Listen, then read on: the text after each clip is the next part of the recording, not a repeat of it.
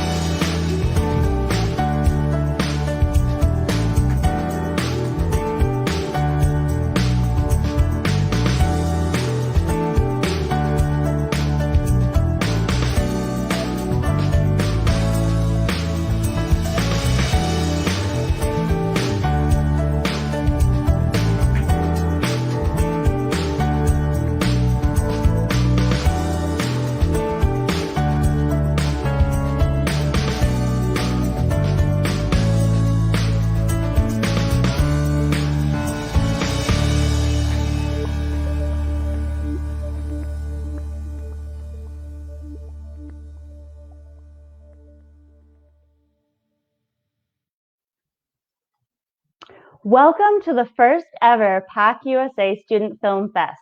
First of all, a big thanks to the U.S. Embassy Islamabad for funding this entire project. We couldn't have done any of this without their support. My name is Elizabeth Black and I work at Global Ties US. I'm joined today by my colleague Bjorn Schwarzenbach. We'll be your host for today's program. We're so excited for you all to join us to celebrate the culmination of this virtual exchange between U.S. and Pakistani high school students. A special hello to all the program participants tuning in. We'd love to hear about your favorite part of the exchange in the comments. So Bjorn, could you tell us a little bit about who we're going to hear from and what we're going to see today? Sure thing, Elizabeth. So during the event today, we'll hear from Global Ties US and Beyond the Classroom, our two implementing organizations of the exchange program. We'll then see some examples of student work from throughout the exchange.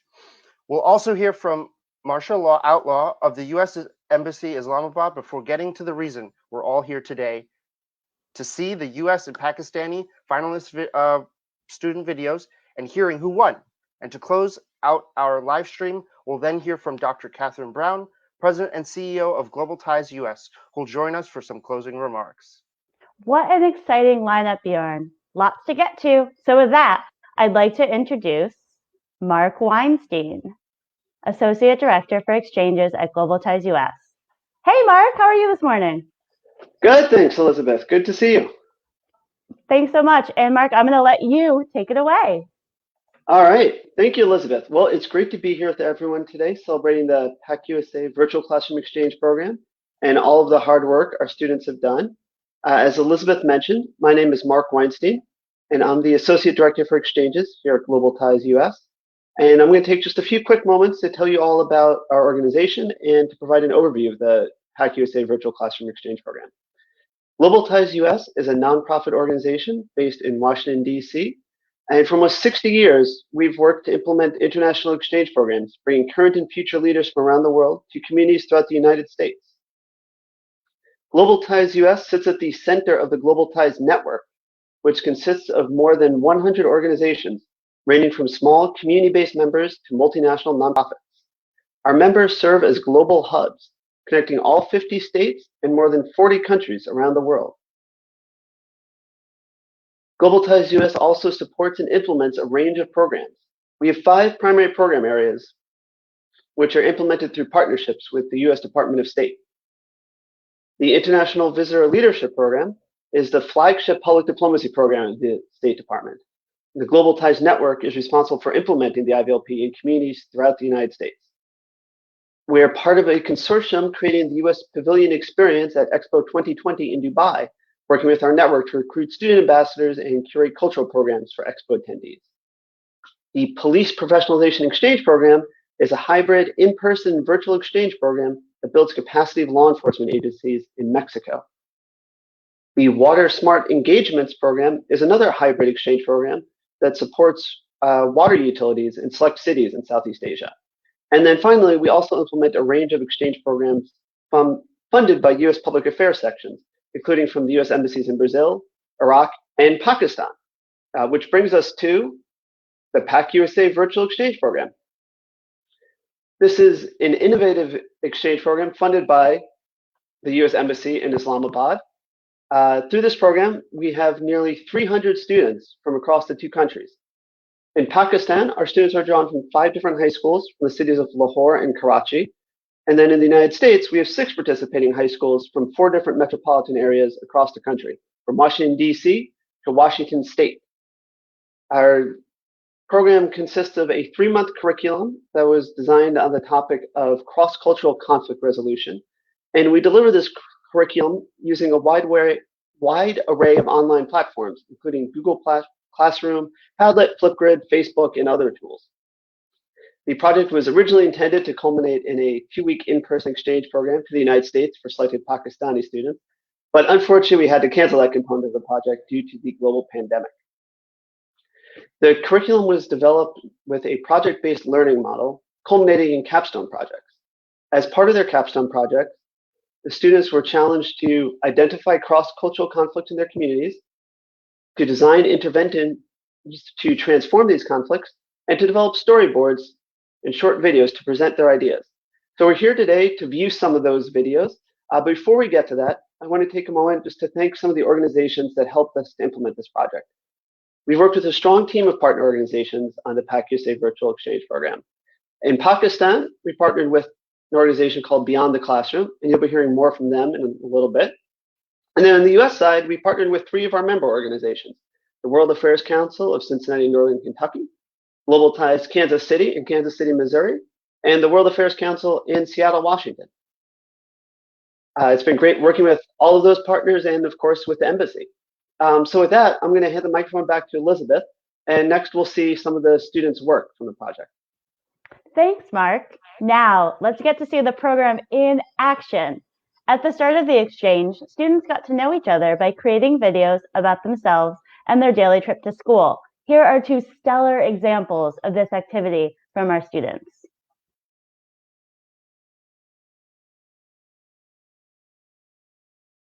Hello everyone, my name is Sanya and I'm 14 years old. I'm studying in Karachinhigh School in year 9 levels, and my hobbies are to play basketball and throw ball and to even read books.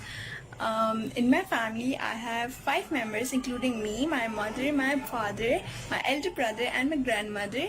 So about my house, I live in a flat which have 3 rooms.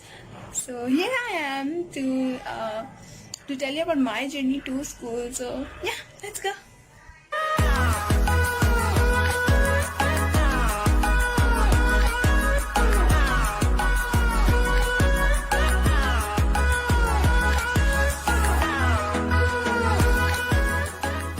So here I am already in my uniform for my school, and my van is waiting outside. So yeah, let's go. Okay, so now I walked out of my house and I'm going towards my van, which is just parked right in front of me. And yeah, that's my van. So let's get into it. We sat and now our journey starts. So while on our way, you will get to see bikes parked on street, people walking for their work, and shops are closed as it's early morning and hardly any shop is open at this time as it's 6:30 a.m. In our journey, you will see a lot of garbage, which I don't like about Karachi, and I want it to be cleaned and healthy environment for people, and people should throw their garbage into bins. This is how my van looks from inside, and it's a pretty big van and children can comfortably sit. Again, you can see sewage water which is on street, which again is not good, and it is a way of spreading diseases. A road called Chandigarh Road where there are all banks, and this one is Habib Bank, which was the tallest building of Pakistan, but now it's not, and there are many more buildings taller than this. For example, Eiffel Tower made by Bahia. People go towards our school. Let's talk about it. And I study in Karachi High School, which I feel very lucky about, because this is one of the schools which gives a lot of opportunities to their students to show their talents whether in singing or any other activities. My favorite subjects are maths, Islamiyat and science. And now you can see that we are going towards a new building, and that's our new building, which has striped colorful paint on it, and it's very beautifully made. It's the new one, and now we are going towards towards my old school building, which was my previous school building, but now it's for junior classes. And here you can see that children are wearing yellow clothes because they have the canteen day, which is a kind of a fun day for us. And towards my new school building, which is newly made, and it is just a little ahead of the old school building, and this one is also very pretty, very beautiful. And you can see it's on the right hand side, and it's very, very, very beautiful. And that's the Go Blue campaign that we did. And yeah, so now we are just going towards my school, and this was my journey to my school. I hope you guys like it. Bye bye.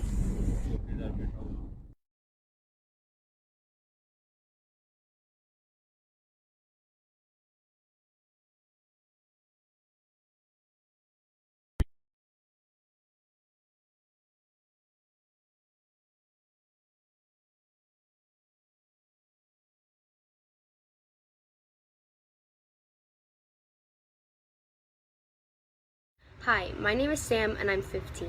I live with my dad and one of my brothers. I have 3 older brothers though, and I live in a medium-sized house. I have my dad drive me to school every day. Most students just ride the bus, drive, or walk since it's a small town.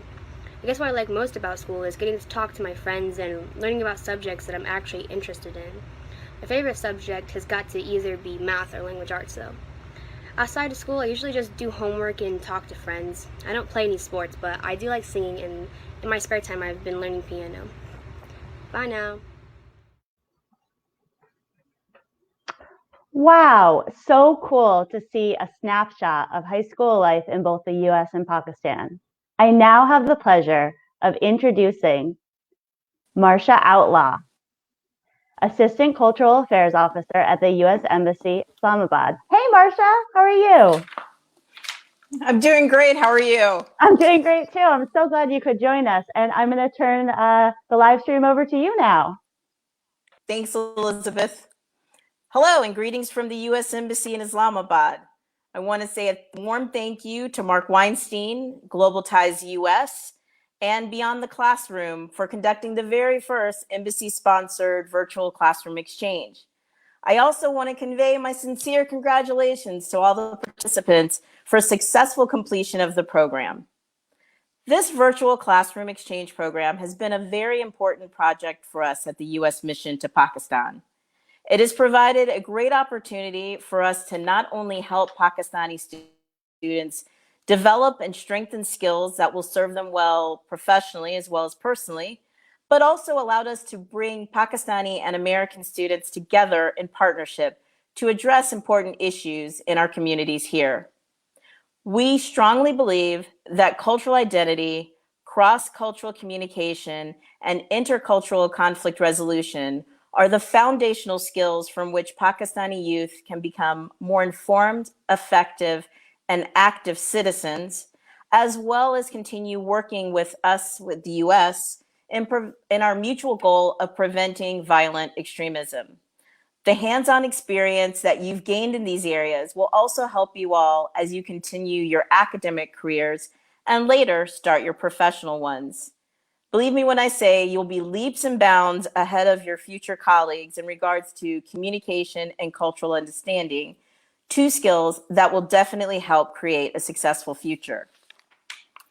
You may or may not have realized it, but through your participation in this virtual classroom exchange, you were not only developing those leadership skills I mentioned, but you were also acting as cultural ambassadors, giving American students the rare opportunity to learn about Pakistan firsthand.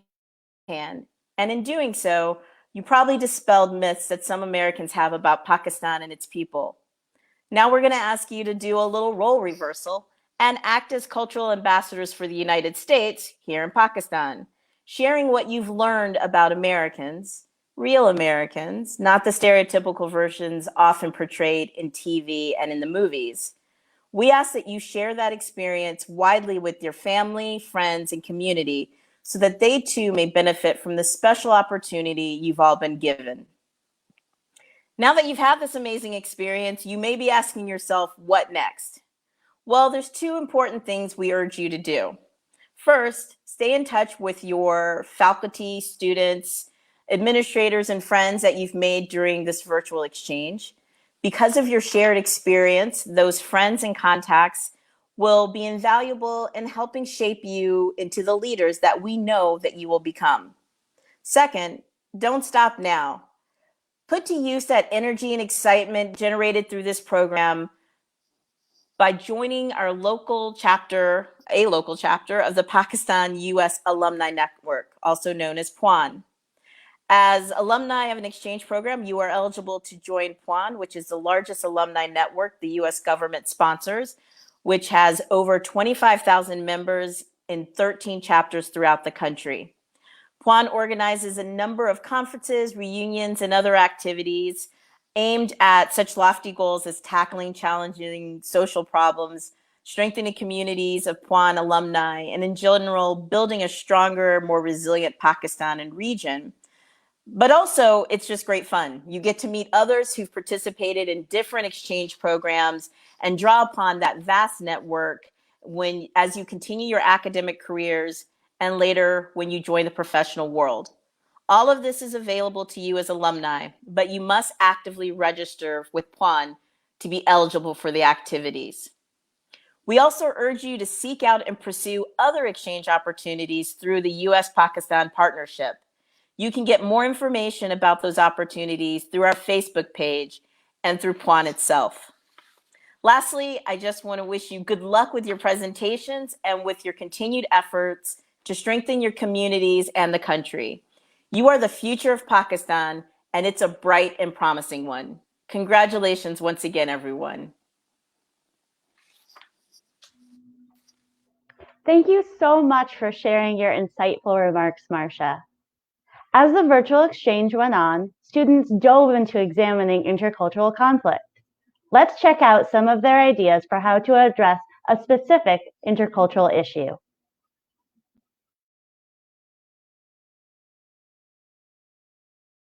So today, the conflict that I will be highlighting is the conflict that occurs between women empowerment in Pakistan. There's something really common here. It starts off with the background of the society setting mindsets of every single one that a man can be the only head of the family and he has complete dominance over everything. Women have no right to question back, nor they have control over their life decision. This ideology has been going on for quite a long while now.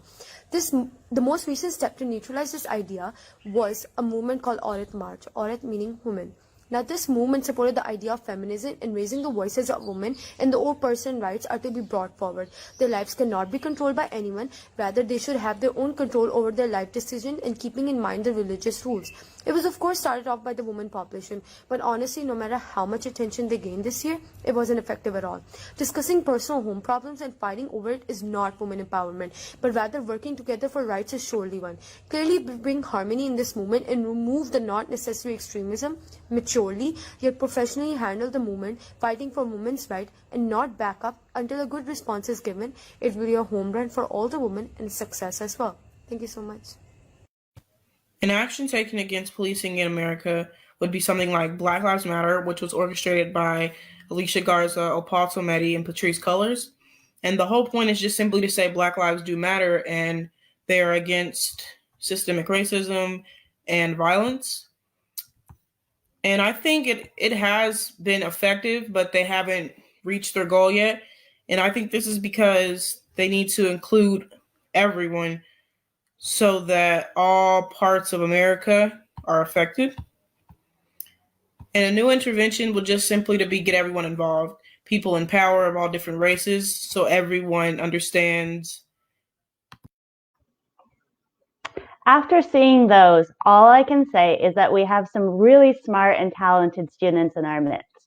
Without further ado, I'd like to introduce someone who has truly embodied the spirit of collaboration and partnership that this exchange seeks to foster, Musamil Tariq from Beyond the Classroom.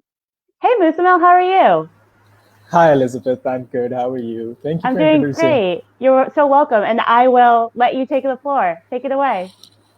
All right, thank you. Hi, everyone. My name is Muzammil. I've been working on the virtual exchange program alongside Elizabeth on the Pakistani side. A little background about Beyond the Classroom, which is BTC. We started about 3 to 4 years ago with a handful of schools and with the vision to show that multiple perspectives and learning more than just books was really essential for students. As things evolved, as the company transitioned, we grew more. More schools came on board. There were more students that wanted to participate with us in different activities, in different events. As the vision evolved, so did our skill set and so did our priorities. We started emphasizing more on empathy, leadership, critical thinking, getting students to think for themselves outside the box was one of the main ideas of Beyond the Classroom at that time. Over the past 3-4 years, Beyond the Classroom has worked with over 150 schools all over Pakistan and is now working with schools from the US as well, alongside Global Ties US. We've worked with over 40,000 students from Pakistan alone. All of those have different impact, been impacted differently through our different programs, which are most international, most nationally, and a few international one as well. One of the best things that brings me closer to Beyond the Classroom is the fact that there was an outcry from students that their curriculum was mainly consisting of just rote learning and, a lot of memorizing books, memorizing paragraphs, just getting the right answers, just getting the right grades. And Beyond the Classroom created this curriculum which gave them experiential learning programs in which they would participate in different games, in different events, in different activities that would help them gain knowledge, gain skills that would help them be grow as a human being, and that would grow their empathy, grow their critical thinking. And for me, Beyond the Classroom has done that not only with students but also with myself. So that was a little introduction on what Beyond the Classroom has been and has done with a lot of students. And I'll bring it back to Elizabeth for now. Okay, and I think Musa, you are also going to introduce the finalist Pakistani videos, right? Yep. Fantastic. So, could you just give us a few words about the content of the student video contest? What students did when they were preparing their videos for submission? Yes. So for the students that were participating in the video contest, all of them had to come up with a conflict resolution, anything that was a problem in their society that they could cater to, that they could think into. They could either work alone or they could work in a group and then address one of the problems in their society. After addressing them, they would also have to come up with a solution, a workable, sustainable solution that could actually solve the problem for itself. All of this being done in under 90 seconds while collaborating with 2 or 3 of their friends or doing this alone. I think that was just something that I've never done as a child. And to see that the students got to do this, it was amazing. I'm so happy with their responses, and it's so flattering to see that they have so much creativity instilled in them, and they have so many ideas that are viable, that are feasible, that can be used. It just blew my mind away. Same here, I know. Agreed. It was actually beautiful to see all of them work together and brainstorm on this and get so many different ideas, not even one coinciding with another. And with that, do you want to introduce the finalist videos, and then we'll go through and actually premiere them on our live Facebook stream? Yes, definitely. Let's get to it. The first finalist video is from Bilal Najaf, Emil Noor, and Shayan Abid. The second one is from Ranisha. The third one is Binish Mahmood, Muhammad Hamza, Huzaifa Imran, and Sayyid Zubair Aftab. Fourth one is from Sayyid Huzaifa Hassan, Sayyid Ahmed Raza, Noor Ali, Abdullah Karimi, and Abdullah Amir. The last one is from Ramin Asim. Fantastic. And with that, I think we're going to transition to actually getting to see these works of art, really.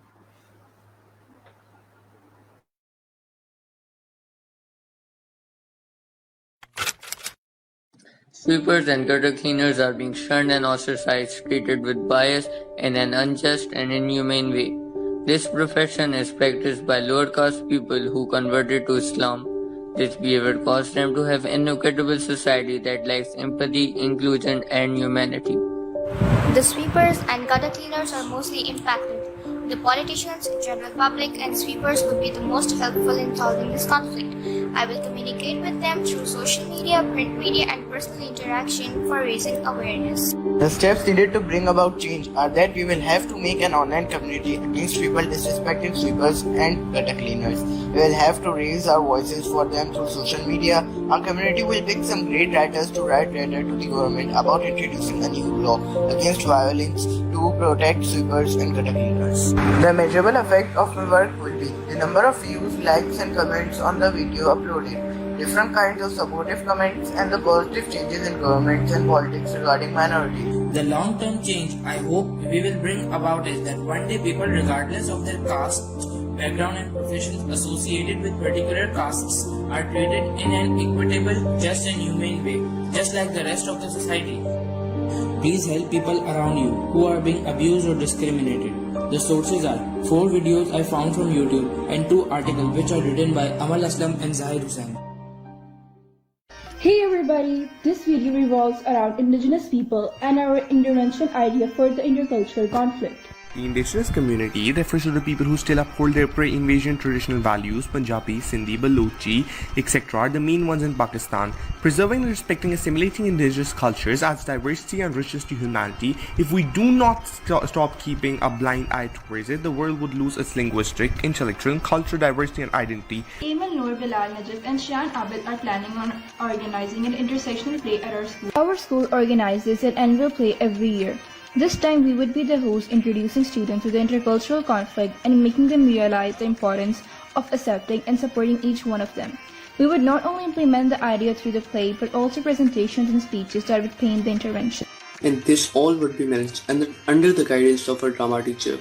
The final competition would be considered a cultural event at our school with traditional art, music, dances, and where everyone would get a chance to speak for the rights of indigenous people, starring school PMs and staff members who are truly part of the indigenous community. Would break the stereotypes attached to the culture. As students would affirm that one should feel pride standing for their culture. It would bridge the gap between dominant and indigenous cultures. Thank you so much. Hello everyone and Assalamu alaikum. My name is Rami Nasim and I am the student of the first virtual classroom. So today I will be discussing the conflict that I've chosen for this program, which is that transgenders are unemployed. Yes, a major part of them is unemployed, and it doesn't not only affect them, but it also affects the economy of our country. Transgenders are disowned by their families at a very young age. So they do not have anyone to ask for money. They usually beg on the streets or either do something which is ethically or religiously wrong. In order to stop this from happening, we should start employing them. Nowadays, you will see many educated transgender individuals, but they're still not hired because of their identity. Out of 10,000 transgender individuals, only one is employed, and there are above 50,000 transgender individuals in Pakistan. The government should take action against the workplaces or the companies who do not hire transgender individuals. The transgender individuals should be given a right and a helpline so that they can complain to the government if any workplace rejects them.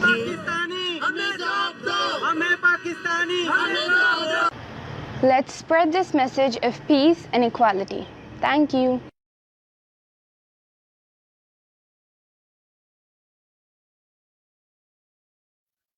And I think now we will see the last two submissions for the Pakistani video, for the student video contest on the Pakistani side.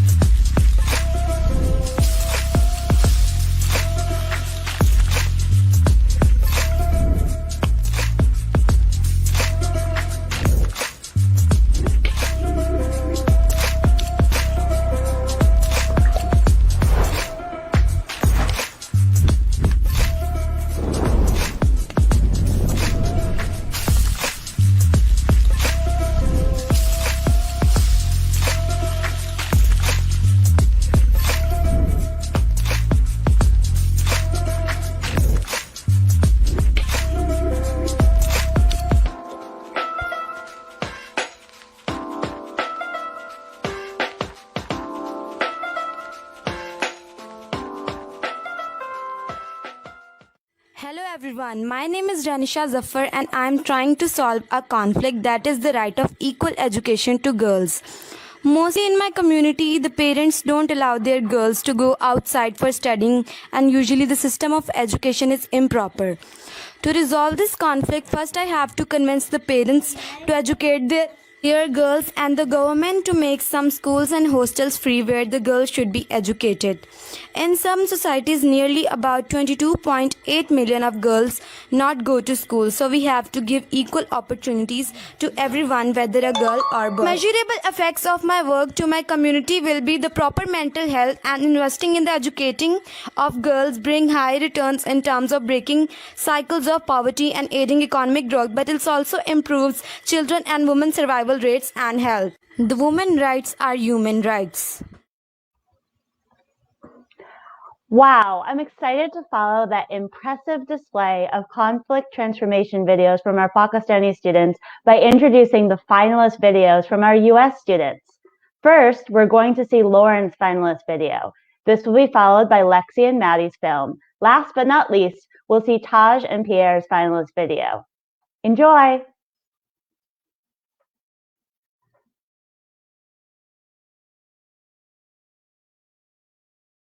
Fowler, and I'm going to be talking about the conflicts in police brutality and superiority. My name is Lauren Fowler. Who are the key stakeholders and how will I reach them? Most of the mistreatment goes toward Black people, but we want everyone to give the support because we're practically all involved. To get in touch, I call or use social media, preferably Facebook. What steps are needed to bring about change? Getting started is a huge one. Once you start, you can keep going and actually get somewhere. I want us to get somewhere that is beneficial for us all. Never let a stumble in the road be the end of the journey. What actions need to take place for the conflict resolution to occur? We would really need everyone hopeful and determined to actually feel strongly about the change we're trying to bring forth. We need to bring this horrible reality into the eyes of everyone.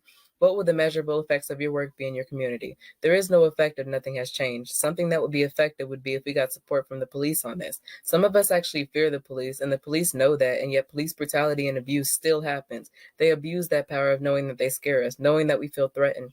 I'm not saying that every cop is dirty. I'm just saying that so far I believe they've lost our trust. Trust is earned. We need to be able to rely on them, but they need to figure out a way to clean up their mess. What is the long-term change you see as your goal? America is huge, and fixing some of my country's problems is a big start.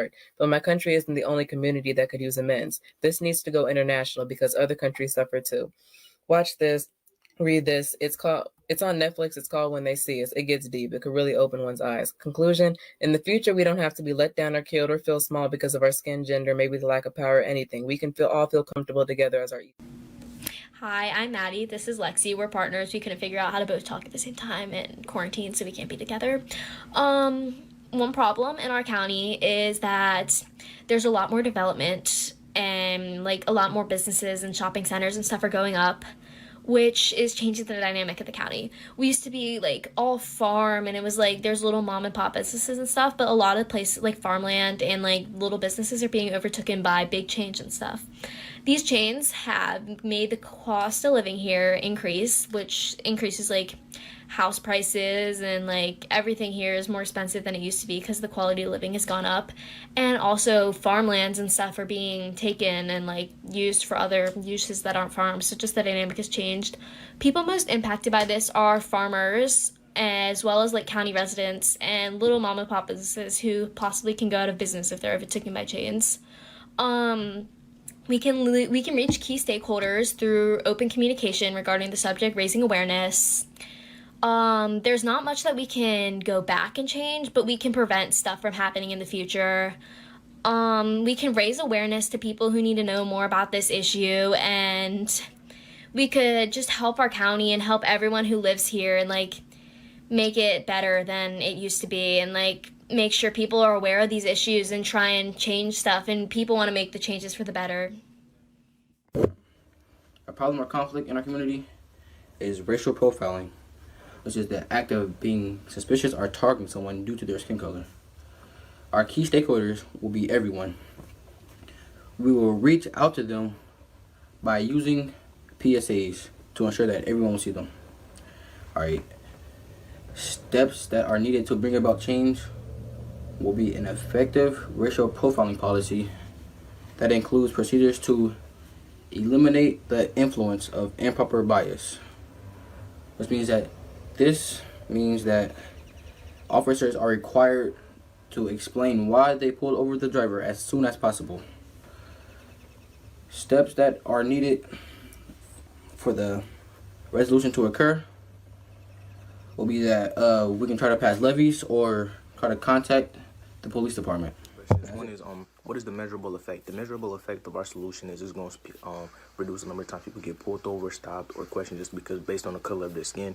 And what is the long-term effect? Long-term effect will have to be on the lines of it bring the community closer, more united, and stand together as a one community and not feel like it's just one group of people that's getting targeted. We'll all be happy, and nobody has to worry about going outside and being questioned just because they're different skin color.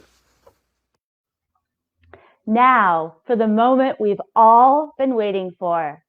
Hana Tariq from Beyond the Classroom is going to join us in one moment. And she's here to announce the winners of the Pak-usa Student Video Contest. Hey, Hana, how are you? Hi, Elizabeth. I'm good. How are you? I'm doing great. Are you ready for the most anticipated moment of this live stream? Yes, I am excited. It's nice to see the work that's going on, and I'm just overwhelmed. I will let you take it away then. Thank you.